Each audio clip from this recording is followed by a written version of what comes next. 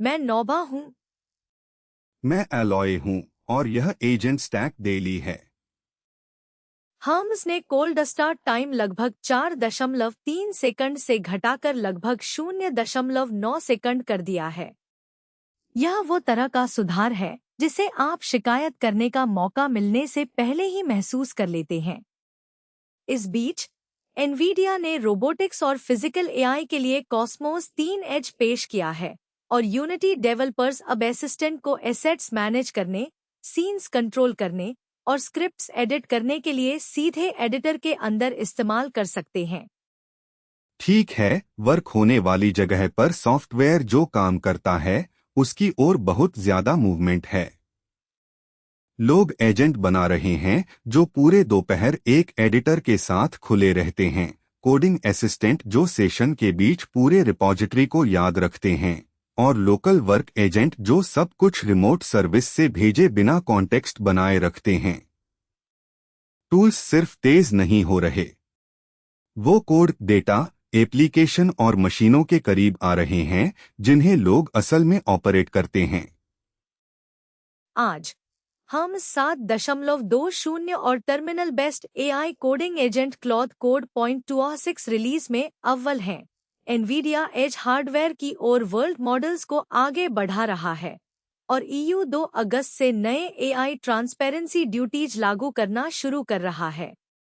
आप 27 billion parameter ternary model, persistent code base memory, लंबे चलने वाले एजेंट फेलियर्स और एक्सकोड और यूनिटी में 2 तेजी से लोकप्रिय ब्रिजेस के बारे में सुनेंगे। हम्स एजेंट ने क्विकसिल्वर रिलीज के तौर पर 20 जुलाई को 7.20 शिप किया और हेडलाइन स्पीड है। पहले स्टार्टअप स्क्रीन पर पहला टर्न मॉडल तक पहुंचने में लगभग 4.3 सेकंड लगते थे। न्यूज़ रिसर्च का कहना है कि अब यह लगभग 0.9 सेकंड में होता है, जो terminal interface, gateway, text interface, desktop app और शेड्यूल्ड जॉब्स में लगभग 80% का सुधार है। रीजनिंग मॉडल भी डिफ़ॉल्ट रूप से अपनी सोच स्ट्रीम करते हैं, जबकि रिस्पॉन्स पूरी लाइन का इंतजार किए बिना टोकन द टोकन पेंट करते हैं। वहीं बिल्ट क्लॉड कोड के terminal best AI coding agent के .26 को भी पावर देता है। हम्स यहाँ डॉक्यूमेंटेड कैपेबिलिटी बदलाव लाता है। 4 सेकंड तब तक छोटे लगते हैं जब तक वो हर इंटरैक्शन को प्रभावित न करें। फिर यह सॉफ्टवेयर का वो दरवाजा बन जाता है जो अटकता है। डेस्कटॉप वर्क स्टार्टअप से कहीं आगे गया। 20 से ज्यादा परफॉर्मेंस बदलावों ने लॉन्ग रिस्पॉन्सेस पर मार्कडाउन स्प्लिटर के CPU कॉस्ट को 14 गुना कम किया, बड़े डिफ्स को वर्चुअलाइज किया ताकि रिव्यू पेन फ्रीज न हो, और सेशन स्विचिंग को बार बार लेआउट फिर से कैलकुलेट करने से रोका। स्ट्रीमिंग अब हर टोकन पर साइडबार और हर टूल रो को फिर से रेंडर नहीं करती। बैकएंड तब वार्मिंग शुरू करते हैं जब होवर बिहेवियर से पता चलता है कि आप उन्हें इस्तेमाल करने वाले हैं, और हिडन पेन्स तब तक इंतजार करते हैं जब तक सिस्टम आइडल न हो, स्टार्टअप की भीड़ में शामिल नहीं होते। वर्कफ्लो में भी मतलब के बदलाव हैं।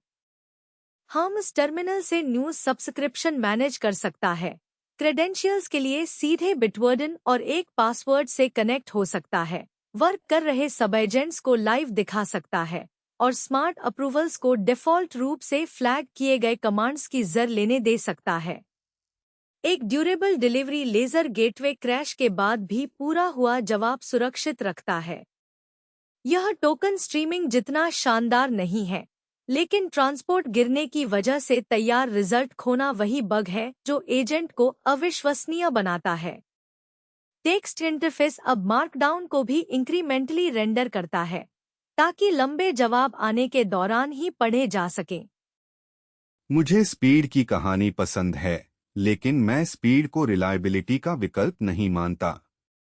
रिलीज में पहले के इंफ्रास्ट्रक्चर पैच शामिल हैं और नूस लगभग 3300 बंद इशू और 2245 कमिट्स की ओर इशारा करता है।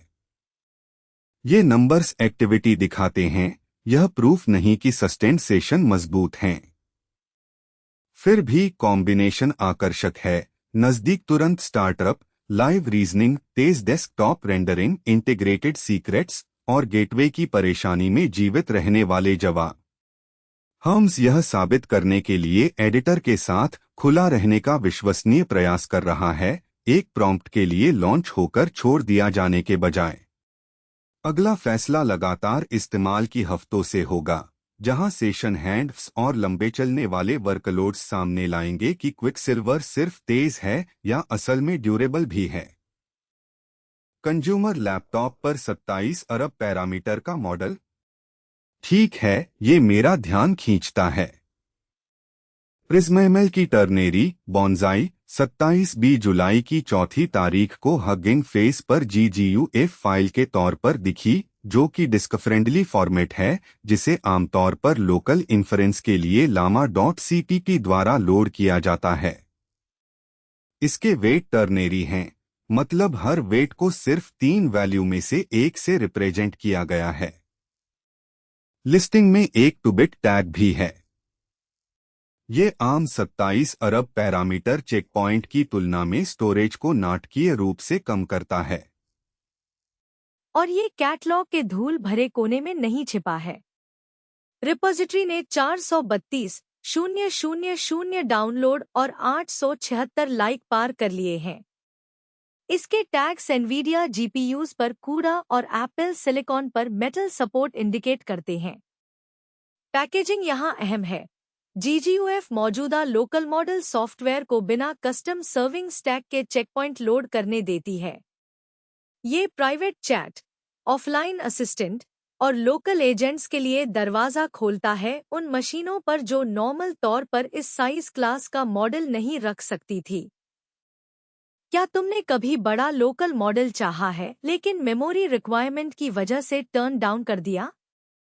ये बिल्कुल वो दीवार है जिसे ये फॉर्मेट और कंप्रेशन स्कीम कम करने की कोशिश कर रहे हैं।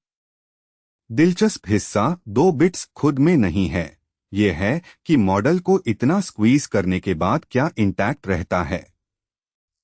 27 अरब पैरामीटर का लेबल सब्सटैंशियल कैपेबिलिटी का संकेत दे सकता है, लेकिन एग्रेसिव क्वांटाइजेशन भाषा की क्वालिटी, इंस्ट्रक्शन फॉलोइंग और फैक्चुअल कंसिस्टेंसी को खराब कर सकता है। डाउनलोड काउंट्स बताते हैं कि लोग क्यूरियस हैं।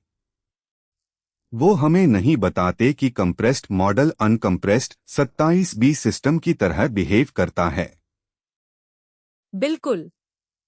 कंज्यूमर लैपटॉप का दायरा पॉसिबल है, फ्रंटियर क्वालिटी एस्टैब्लिश नहीं है। फिर भी टर्नरी बॉन्जाई दिखाता है कि लोकल इंफरेंस आगे बढ़ता क्यों जा रहा है। मॉडल आर्किटेक्चर, वेट रिप्रेजेंटेशन और standardized packaging raw parameter count जितना ही मायने रख सकते हैं। एक मॉडल जो फिट करता है और प्राइवेटली रन करता है वो शायद उस स्ट्रॉन्गर मॉडल से ज्यादा यूजफुल हो सकता है जिसे रिमोट API चाहिए, खासकर सेंसिटिव डॉक्यूमेंट्स, इंटरमिटेंट कनेक्टिविटी या प्रेडिक्टेबल लोकल कॉस्ट्स के लिए। कम्युनिटी रिस्पॉन्स रिवील करेगा कि ये ड्यूरेबल लोकल एजेंट कंपोनेंट है या बहुत पॉपुलर कंप्रेशन डेमोन्स्ट्रेशन। हुड ने जुलाई की 16वीं तारीख को 0.121 शिप किया, फिर जुलाई 21 तारीख तक कमिट्स रिसीव करता रहा। ओपन सोर्स प्रोजेक्ट क्लाइडी ऑर्गेनाइजेशन के तहत है, गिटहब पर 4,931 स्टार्स हैं और खुद को डिस्क्राइब करता है, जहां डेटा एक्सेस ऑपरेशनल इंटेलिजेंस से मिलती है।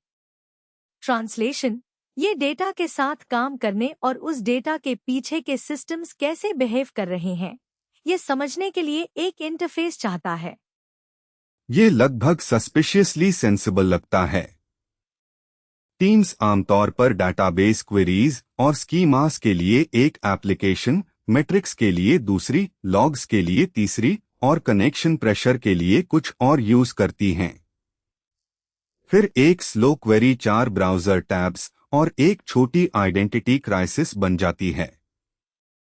हुड की पिच ये है कि डेटा एक्सेस और ऑपरेशनल कॉन्टेक्स्ट एक दूसरे के काफी करीब होने चाहिए ताकि कोई व्यक्ति इस क्वेरी ने क्या रिटर्न किया से यह धीमा क्यों हुआ तक पहुंच सके without rebuilding the situation across separate tools.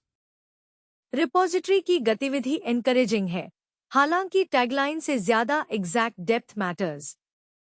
जुलाई की 16वीं तारीख को एक रिलीज उसके 5 दिन बाद फ्रेश पुशेस, ये क्वार्टरली कोड डंप के बजाय एक्टिव डेवलपमेंट सजेस्ट करता है। लगभग 5000 स्टार्स मेंटेनर्स को मीनिंगफुल यूजर और कंट्रीब्यूटर फीडबैक लूप देते हैं। ये प्रोडक्शन रेडनेस प्रूव नहीं करता, लेकिन बिना विशाल वेंडर वाले प्रोजेक्ट्स उस स्केल पर यूजफुल स्क्रूटनी अर्जित कर सकते हैं।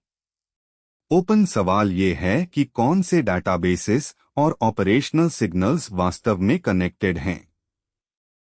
एक सरफेस क्वेरीज लेटेंसी, एरर्स और रिसोर्स प्रेशर के बीच डीप लिंक मीन कर सकता है, या फिर एक छत के नीचे कई एडजेसेंट व्यूज मीन कर सकता है। ये बहुत अलग प्रोडक्ट्स हैं। फिर भी कंसोलिडेशन उस रियल वैल्यू रखता है जो छोटी इंफ्रास्ट्रक्चर टीम्स के लिए है, जो स्प्रॉलिंग ऑब्जर्वेबिलिटी एस्टेट मेंटेन नहीं कर सकती।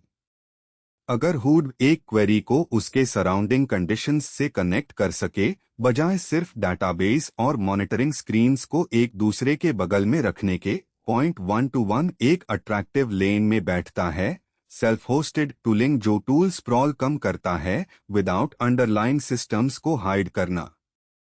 यह एक वास्तव में परेशान करने वाली समस्या को हल करता है। कोडिंग एजेंट्स भूल जाते हैं रिपॉजिटरी को जब भी उनका यूजेबल कॉन्टेक्स्ट गायब हो जाता है।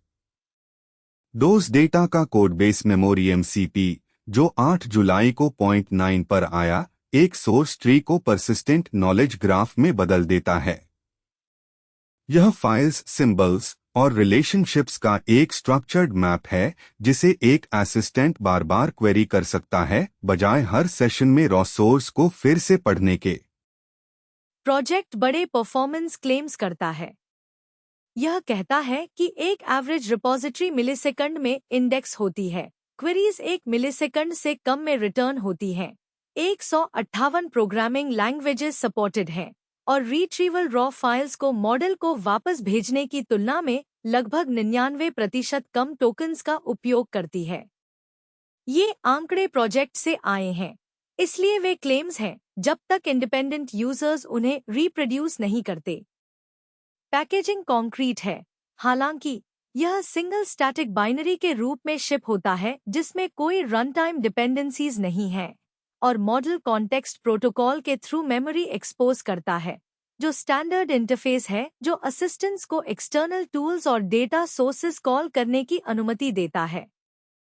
और अगर क्लेम्स सही हैं, तो रोजमर्रा का बदलाव सब्सटेंशियल है। फाइल्स फिर से पेस्ट करने की बजाय एक कोडिंग असिस्टेंट पूछ सकता है कि कौन सा मॉड्यूल पेमेंट रिट्राइज को हैंडल करता है, डेप्रिकेटेड फंक्शन अभी भी कहाँ कॉल्ड है, या प्रोपोज्ड इंटरफेस चेंज पर क्या डिपेंड करता है।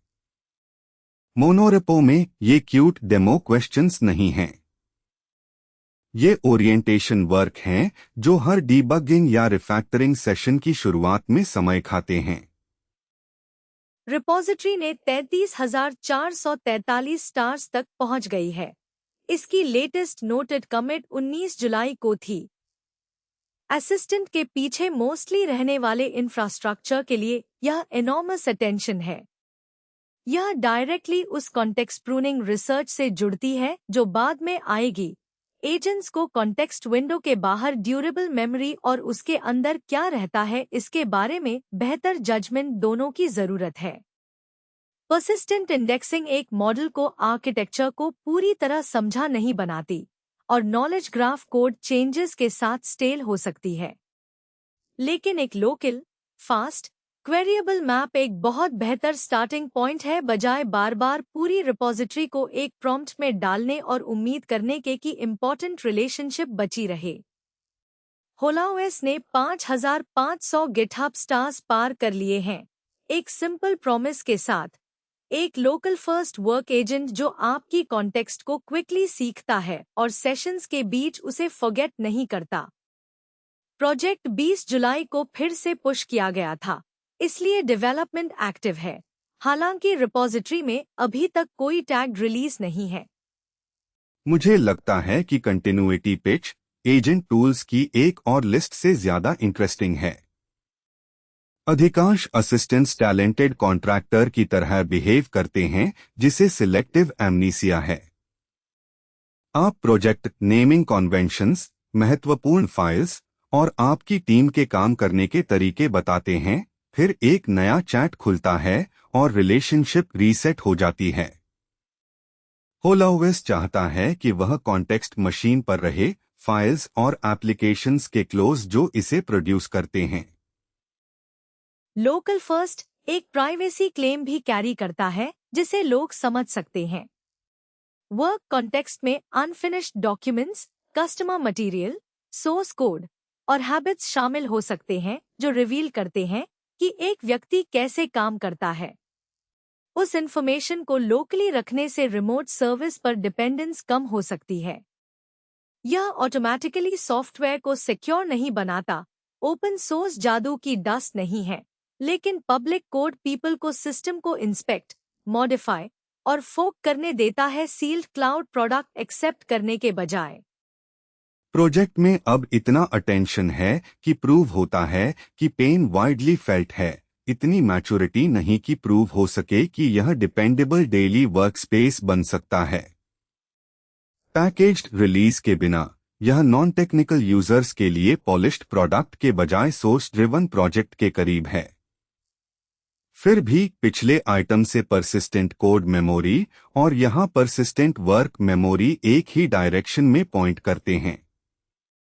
लोग सिर्फ स्मार्टर आंसर्स नहीं चाहते, वे एक असिस्टेंट चाहते हैं जो एनवायरनमेंट को रिमेंबर करता है जिसमें वे आंसर्स मैटर करते हैं। अगर होलाओएस इंट्रूसिव या ब्रिटल बने बिना कंटिन्यूटी प्रिजर्व कर सकता है, तो यह एक और चैट बॉक्स के बजाय एक कोवर्कर जैसा दिखने लगता है जो कल प्रेजेंट था। एनवीडिया का एज को कॉस्मोस पर लाना रोमांचक है क्योंकि वर्ल्ड मॉडल आमतौर पर भारी भरकम होते हैं। 20 जुलाई को एनवीडिया ने हगिंग फेस पर कॉस्मोस 3 एज का परिचय प्रकाशित किया। अपने कॉस्मोस परिवार का एक पतला सदस्य डेटा सेंटर स्केल काम के बजाय ऑन डिवाइस रनटाइम, रोबोटिक्स और फिजिकल एआई के लिए पोजिशनिंग कर रहा है। कॉस्मोस एनवीडिया का वर्ल्ड मॉडल लाइन है उन सिस्टम्स के लिए जिन्हें फिजिकल एनवायरनमेंट को रिप्रेजेंट और रीजन करने की जरूरत है, जिसमें रोबोट और ऑटोनोमस मशीनें शामिल हैं। एज का मतलब है टाइटर लेटेंसी और हार्डवेयर की सीमाएं। कैमरा, सेंसर, रोबोट या एम्बेडेड कंप्यूटर के पास इंफरेंस, हर इनपुट को रिमोट क्लस्टर पर भेजने के बजाय। यह एक वेयरहाउस रोबोट के लिए मायने रख सकता है जो बदलते परिवेश का जवाब दे रहा है। एक ऑटोनोमस सिस्टम जो अनिश्चित कनेक्टिविटी के साथ काम कर रहा है, या एक सिमुलेशन लूप जहां नेटवर्क देरी इटरेशन स्पीड खराब करती है। लेकिन यह परिचय अभी भी एक मार्कर है, पूर्ण डिप्लॉयमेंट स्पेसिफिकेशन नहीं। मॉडल कार्ड और वेट लिस्टिंग को supported input types, output formats, target hardware, precision options, input resolution, context length और कोई वीडियो सैंपलिंग डिटेल्स स्थापित करने की जरूरत है। एनवीडिया आमतौर पर वेट्स के साथ वो डिटेल्स प्रकाशित करता है, लेकिन इंट्रोडक्टरी पोस्ट अकेले उन्हें तय नहीं करती। तो हाँ, रोबोट पर कॉस्मोस, यह आइडिया बहुत आकर्षक है। नहीं, हमारे पास अभी इतना जानकारी नहीं है कि हम बता सकें कि कोई विशेष रोबोट इसे चला सकता है। यह अंतर मायने रखता है क्योंकि एज एक मशीन के बगल में वर्कस्टेशन से लेकर एक कंस्ट्रेंट एम्बेडेड बोर्ड तक सब कुछ फैलाता है। क्लास हार्डवेयर, रोबोटिक स्टैक्स या सिमुलेशन पाइपलाइंस पहले से इस्तेमाल करने वाली टीम्स के पास अब एक नया कॉस्मोस स्लॉट है देखने के लिए। एक छोटा मॉडल जिसे वर्कस्टेशन पर एडेप्ट किया जा सकता है, बड़े ट्रेनिंग क्लस्टर्स वाले संगठनों से परे पहुंच भी बढ़ाएगा। असली बदलाव तब आएगा जब एनवीडिया के पब्लिश्ड वेट्स और मॉडल कार्ड कंप्यूट एनवेलप और सपोर्टेड मीडिया रिवील करेंगे। फिलहाल कॉस्मोस 3 एज दिखाता है कि एनवीडिया फिजिकल एआई को कहां ले जाना चाहता है, come round trip dependence, lower latency और वर्ल्ड मॉडल क्षमता मशीनरी के करीब जो एक्शन ले रही है। यूरोपियन कमीशन ने 20 जुलाई को ईयू एआई एक्ट के तहत 2 अगस्त 2026 से लागू होने वाले ट्रांसपेरेंसी ऑब्लिगेशन के लिए गाइडेंस प्रकाशित किया। प्रोवाइडर्स के 2 सीधे कर्तव्य हैं। सिस्टम्स को लोगों को बताना होगा जब वे एआई के साथ बातचीत कर रहे हैं, न कि किसी इंसान के साथ। और जनरेटेड या मैनिपुलेटेड कंटेंट में मशीन रीडेबल मार्किंग्स होने चाहिए जिन्हें डिटेक्शन सिस्टम उसकी ओरिजिन पहचानने के लिए इस्तेमाल कर सकें। यह ठोस है और लैंडिंग पेज पर एआई पावर्ड लगाने से बहुत व्यापक है। इंटरैक्टिव प्रोडक्ट्स को वहां डिस्क्लोजर चाहिए जहां इंटरैक्शन होता है। जेनेटेड मीडिया को एम्बेडेड प्रोवेनेंस इंफॉर्मेशन चाहिए जो डाउनस्ट्रीम हैंडलिंग में बची रहे। कमीशन की गाइडलाइंस मार्किंग और लेबलिंग दोनों को कवर करती हैं। जेनेटेड कंटेंट के लिए प्रैक्टिस का कोड और आर्टिकल 50 के बारे में प्रश्नोत्तर दस्तावेज के साथ। सिस्टम्स डिप्लॉय करने वाली बिजनेसेज के अलग कर्तव्य हैं। उन्हें लोगों को सूचित करना होगा जब कंटेंट एक डीप फेक है, जब जनरेटेड मटेरियल पब्लिक इंटरेस्ट का मामला है और इसमें ह्यूमन रिव्यू या एडिटोरियल रेस्पॉन्सिबिलिटी नहीं है, और जब इमोशन रिकॉग्निशन या बायोमेट्रिक कैटेगराइजेशन का उपयोग किया जा रहा है। इमोशन रिकॉग्निशन का मतलब है चेहरों, आवाज या बॉडी लैंग्वेज से भावनाओं का अनुमान लगाना। बायोमेट्रिक कैटेगराइजेशन का मतलब है लोगों को बायोलॉजिकल कैरेक्टरिस्टिक्स के माध्यम से सॉर्ट करना, जिसमें सेंसिटिव ट्रेट शामिल हैं। इन उपयोगों से स्टेक्स काफी आगे बढ़ जाते हैं, इससे कि चैटबॉट ने खुद को सही तरीके से पेश किया या नहीं। और यहीं पर पहले के लोकलेजेंट उत्साह का कानून से मिलना होता है। कुछ लोकली चलाने से कर्तव्य मिट नहीं जाते जब तक कि प्रोडक्ट यूरोपीय संघ में लोगों तक पहुंचता है। विजिबल डिस्क्लोजर और मशीनेडेबल प्रोवेनेंस शिफ्ट बिहेवियर का हिस्सा बन जाते हैं, जबकि इमोशन या बायोमेट्रिक सिस्टम्स को ऑपरेट करने से पहले स्पष्ट नोटिस चाहिए। अनरिजॉल्व्ड सवाल यह है कि क्या प्रोवाइडर्स और डिप्लॉयर्स तकनीकी मार्किंग्स पर सहमत हो पाते हैं जो क्रॉपिंग, ट्रांसकोडिंग, एडिटिंग या रिपोस्टिंग के बाद भी डिटेक्टेबल रहें। 2 अगस्त के बाद इन्फोर्समेंट यह दिखाएगा कि अथॉरिटीज उन कर्तव्यों की व्याख्या कितनी आक्रामकता से करती हैं। लेकिन हम बाद में ट्रांसपेरेंसी जोड़ देंगे, अब कोई बहस प्रोडक्ट डिले नहीं है। नियम इंटरैक्शन के साथ डिस्क्लोजर और आउटपुट खुद के साथ प्रोवेनेंस को जोड़ते हैं। कोडिंग एजेंट कॉन्टेक्स्ट को फाइल रीड्स, सर्चेस और टूल आउटपुट से भर देते हैं जब तक कि उपयोगी जानकारी दबाया खारिज न हो जाए। SWE प्रूनर प्रो का तर्क है कि एजेंट के अपने आंतरिक सक्रीनों में पहले से ही एक प्रासंगिकता संकेत मौजूद है, वह संख्यात्मक अवस्था जो उस सामग्री को प्रोसेस करते समय बनती है। हर टुकड़े को स्कोर करने के लिए एक अलग क्लासिफायर लगाने की जगह शोधकर्ता उन आंतरिक प्रतिनिधित्वों पर एक छोटी निर्णय परत को प्रशिक्षित करते हैं।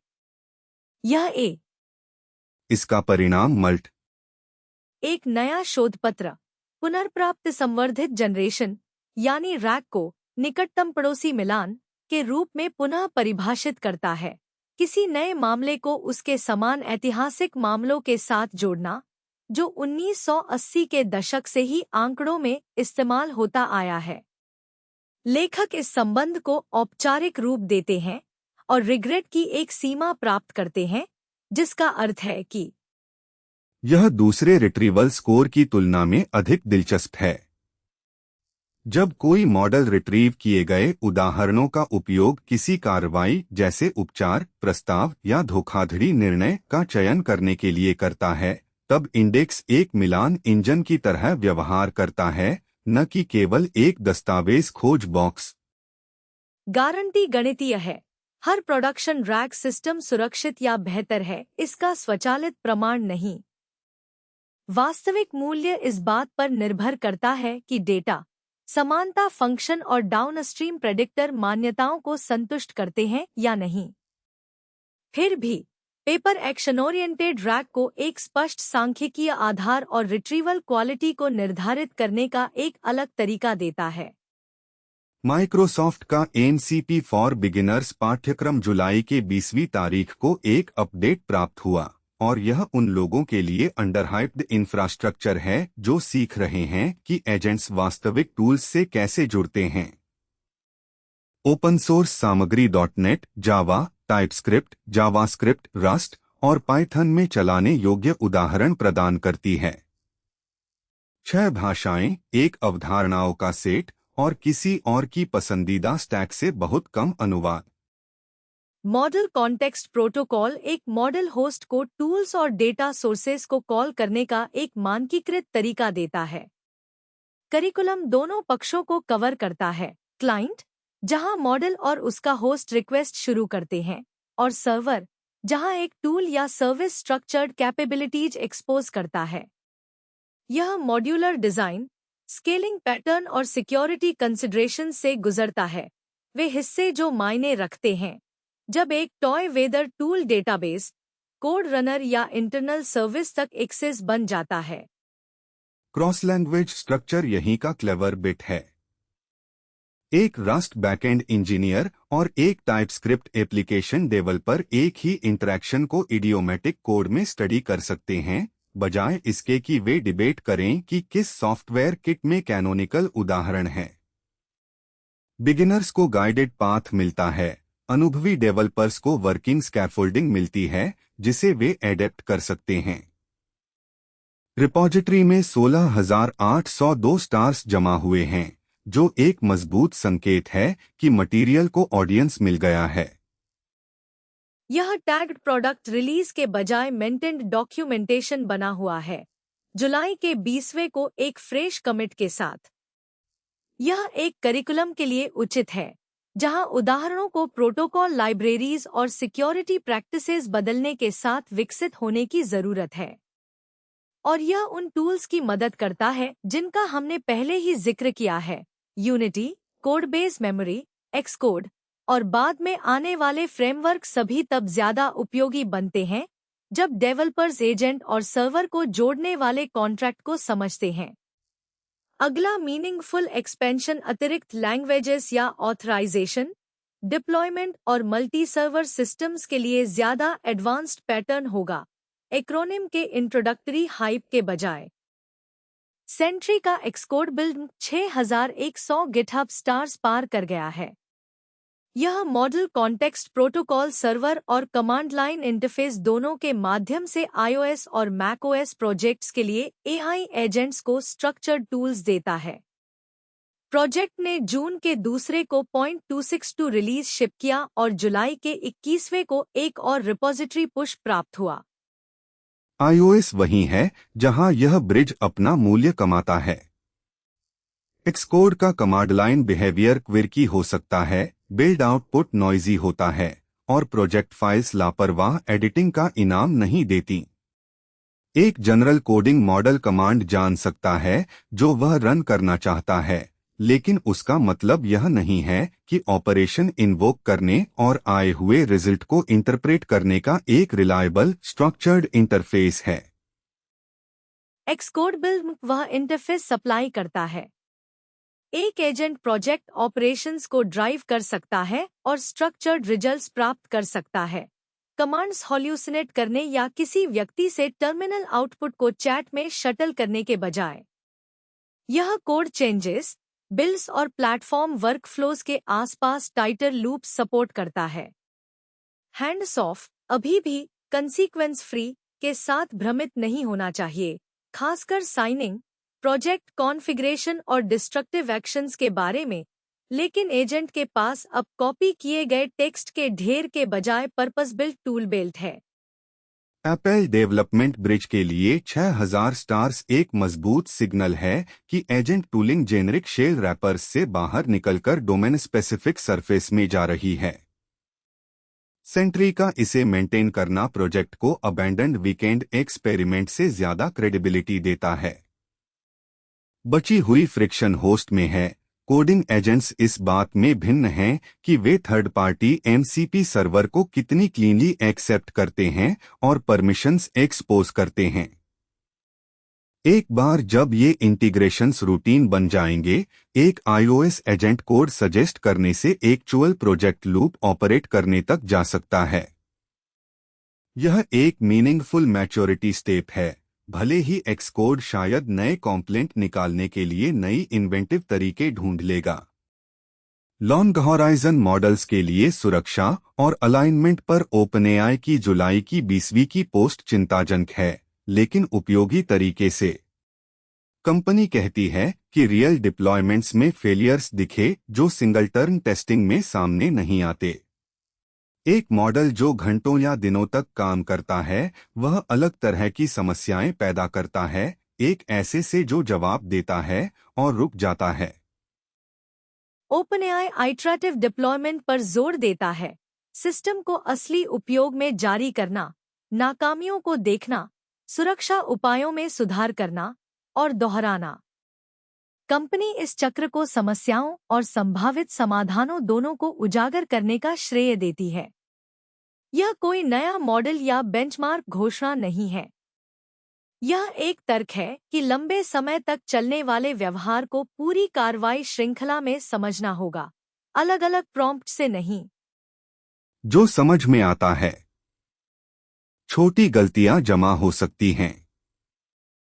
एक एजेंट एक गलत धारणा को बनाए रख सकता है, टूल आउटपुट को गलत पढ़ सकता है, उपयोगकर्ता के इरादे से भटक सकता है, या कार्य के आसपास की परिस्थितियां बदलने के बाद भी कार्य करता रह सकता है। इनमें से किसी के लिए भी एक नाटकीय एक बुरा जवाब की जरूरत नहीं है। नुकसान एक साधारण दिखने वाले क्रम से हो सकता है, जो बिना सुधार के बहुत लंबा चलता है। क्या आपने कभी ऑटोमेशन को अपने पहले गलत मोड़ के बाद आत्मविश्वास से जारी रहते देखा है? उस लूप को ज्यादा टूल और ज्यादा समय दें, और दाव तेजी से बढ़ते हैं। असुविधाजनक हिस्सा यह है कि ओपनएआई ने पारंपरिक मूल्यांकन के बाहर डिप्लॉयमेंट नाकामियों को देखा, लेकिन पोस्ट उद्योग को एक पूरा साझा वर्गीकरण नहीं देता। इसका योगदान ऑपरेशनल फ्रेमिंग है। लॉन्ग हॉराइजन सेफ्टी इस बात पर निर्भर करती है कि मॉडल ने पूरे सेशन में क्या किया देखना और हस्तक्षेप करने में सक्षम होना। यह हर्म्स के गेटवे परेशानी के बीच डिलीवरी बनाए रखने और सबएजेंट्स को लिव दिखाने से जुड़ता है। जब ऑटोनॉमस काम समय पर फैलता है तो विजिबिलिटी सजावट नहीं है। कई लैब्स से विस्तृत पोस्टमार्टम्स और बार बार होने वाली लॉन्ग सेशन नाकामियों के लिए सुसंगत नाम टीमों को हर घटना को अद्वितीय मानने के बजाय व्यवहार की तुलना करने दे सकते हैं। कॉप्लेदेव ने 13 जुलाई को यूनिटी MCP 10.1 जारी किया और रिपॉजिटरी ने 12,700 स्टार पार कर लिए हैं। यह सक्षम असिस्टेंट्स को सीधे यूनिटी एडिटर में जोड़ता है, एसेट्स, सीन्स, स्क्रिप्ट्स और बार बार होने वाले एडिटर कार्यों के लिए ऑपरेशंस उजागर करता है। यूनिटी के बाहर निर्देश बनाने के बजाय असिस्टेंट एडिटर के टूल को कॉल कर सकता है और प्रोजेक्ट जहां है वहां बदलाव कर सकता है। यह एक्सकोड कहानी का मजेदार वर्जन है। एक सोलो डेवलपर असिस्टेंट से टेक्सचर्स इंपोर्ट करने, उन्हें सीन ऑब्जेक्ट्स पर रखने और एक C# स्क्रिप्ट बनाने के लिए कह सकता है, जो टाइमर पर स्प्राइट्स बदलता है। एक टीम एसेट चेक्स या बार बार होने वाले सीन सेटअप को उसी ब्रिज के माध्यम से उजागर कर सकती है। डेवलपर एक कॉन्वर्सेशनल फ्लो में रहता है, जबकि रिजल्टिंग बदलाव एडिटर के अंदर दिखते हैं। सीधी पहुंच परमिशंस और ऑब्जर्वेबिलिटी को भी महत्वपूर्ण बनाती है। एक एसेट का नाम बदलना तब तक बे है जब तक रेफरेंसेस टूटते नहीं हैं। एक सीन एडिट करना तब तक सुविधाजनक है जब तक गलत ऑब्जेक्ट्स नहीं हिलते। स्क्रिप्ट बदलाव खराब कंपाइल हो सकते हैं। ब्रिज यह गारंटी नहीं देता कि असिस्टेंट अच्छे निर्णय लेता है। यह उन निर्णयों को यूनिटी में एक स्ट्रक्चर्ड राउट देता है, जो दोनों है वैल्यू और वह कारण है कि लोगों को देखना होगा कि क्या बदला। फिर भी 12,700 स्टार कहते हैं कि गेम डेवलपर्स को कोड कंप्लीशन से ज्यादा चाहिए। वे असिस्टेंट्स चाहते हैं जो एडिटर को ऑपरेट कर सकें, जहां गेम डेवलपमेंट का एक बड़ा हिस्सा असल में होता है। खिलाड़ी स्क्रीन पर एमसीपी नहीं देखेंगे, लेकिन डेवलपर्स को कोड कॉपी करने, पैनल्स नेविगेट करने और सेटअप कार्य दोहराने में कम समय लग सकता है। बड़ा सवाल यह है कि क्या यूनिटी खुद नेटिव प्रोटोकॉल सपोर्ट अपनाता है। अगर ऐसा होता है तो कम्युनिटी ब्रिज एक स्टैंडर्ड एडिटर कैपेबिलिटी के प्रारंभिक प्रूफ जैसा दिख सकता है। अभी के लिए 10.1 चैट को सीन्स और एसेट्स के लिए कंट्रोल सरफेस में बदल देता है, सिर्फ यह पूछने की जगह नहीं कि यूनिटी कैसे काम करता है। अपसोनिक .773 पाइथन डेवलपर्स को ऑटोनॉमस एजेंट्स के लिए एक मैनेज्ड लूप देता है और रिपॉजिटरी ने लगभग 8000 स्टार आकर्षित किए हैं। फ्रेमवर्क एक लक्ष्य लेता है, एक एजेंट को स्टेप्स और टूल्स चुनने देता है, उन एक्शंस को एग्जीक्यूट करता है और रिजल्ट लौटाता है, बिना हर टीम को प्लानिंग और टूल राउटिंग प्लम्बिंग हाथ से बनाने की आवश्यकता के। टैग्ड रिलीज मई की 19 तारीख को आई, उसके बाद जून की 18 तारीख तक रिपॉजिटरी में एक्टिविटी रही। यह ब्रांड न्यू कोड नहीं है, लेकिन यह फ्रोजन पैकेज की जगह रिलीज के बाद का जारी काम दिखाता है। 0. वर्जन नंबर अभी भी एक्टिवली इवॉल्व हो रहे फ्रेमवर्क का सिग्नल देता है। लगभग 8000 स्टार्स इंटरेस्ट दिखाते हैं। यह गारंटी नहीं कि इंटरफेस नहीं बदलेंगे। नेचुरल यूज हैं पाइथन सर्विसेज जहां वर्कफ्लो पूरी तरह पहले से तय नहीं की जा सकती, रिसर्च असिस्टेंट जो सोर्सेज चुनते हैं, सपोर्ट ट्रायज जो इंटरनल टूल्स सेलेक्ट करते हैं, या स्केड्यूल्ड रिपोर्ट्स जो इंफॉर्मेशन गैदर करती हैं और तय करती हैं कि उसे कैसे असेंबल करना है। क्योंकि अपसोनिक पाइथन में है, यह वेब सर्विस के अंदर बैठ सकती है या बैकग्राउंड वर्कर की तरह रन कर सकती है उन लाइब्रेरीज के साथ जो टीमें पहले से यूज करती हैं। मुझे टाइम सेविंग पिच पसंद है। ऑटोनॉमस को क्वालिटी गारंटी के तौर पर नहीं मानता। मैनेज्ड लूप डुप्लीकेट इंजीनियरिंग हटाता है, लेकिन एजेंट अभी भी model judgement, tool definitions, permissions और फ्रेमवर्क की एरर हैंडलिंग पर डिपेंड करता है। ओपनएआई की लॉन्ग हॉरिजन वार्निंग सीधे लागू होती है। एजेंट लूप लॉन्च करना जितना आसान हो जाता है, कई स्टेप्स में उसका बिहेवियर उतना ही ज्यादा जरूरी हो जाता है। अपसोनिक का मौका यह प्लम्बिंग बोरिंग और डिपेंडेबल बनाना है। पॉइंट रिलीजेस दिखाएंगे कि प्रोजेक्ट एट्रैक्टिव प्रोटोटाइपिंग टूलकिट से आगे बढ़कर कुछ ऐसा बन रहा है जिस पर टीमें कॉन्फिडेंटली बिल्ड कर सकें। यूनिटी एमसीपी 12709 स्टार्स के साथ रडार पर लीड करता है। इसका पहला ट्रैक किया गया अपीयरेंस 10.1 रिलीज के बाद जुलाई की 13 तारीख को हुआ, जो लेटेस्ट नोटेड रिपॉजिटरी अपडेट की ही तारीख है। यह ब्रिज यूनिटी एसेट्स, सीन्स और स्क्रिप्ट्स को स्ट्रक्चर्ड एजेंट टूल्स के तौर पर एक्सपोज करता है। इसका इंटीग्रेशन एंगल सीधा है, capable agents, terminal coding agents सहित स्टब्ड इंटरफेस या कॉपीड इंस्ट्रक्शंस पर निर्भर रहने की जगह एडिटर को ऑपरेट कर सकते हैं। एनसीटीयूज के 10,337 स्टार्स हैं और जुलाई की 8 तारीख को .34 रिलीज हुआ। जुलाई की 20 तारीख को एक और रिपॉजिटरी अपडेट के साथ यह चैट जीपीटी और क्लॉड को टारगेट करने वाले एमसीपी एप्लीकेशंस के लिए फुल स्टैक स्कैफोल्डिंग देता है, साथ ही एआई एजेंट्स के लिए सर्वर्स देता है। Headline feature unified client and server framework है, जिसमें टूल राउटिंग और शेयर्ड स्कीमा वैलिडेशन है, ताकि एजेंट स्टैक हर कंपैटिबिलिटी लेयर खुद लिखने के बिना स्ट्रक्चर्ड रिक्वेस्ट्स और रेस्पॉन्सेस कनेक्ट कर सकें। लास्ट माइल एआई का एमसीपी एजेंट 8459 स्टार्स पर है। इसकी लेटेस्ट टैग्ड रिलीज मई 2025 से .0021 है, जबकि रिपॉजिटरी जनवरी 2026 में अपडेट हुई। यह एमसीपी सर्वर्स के ऊपर रीयूजेबल सीक्वेंशियल, पैरेलल और राउटर वर्कफ्लोज लेयर करता है।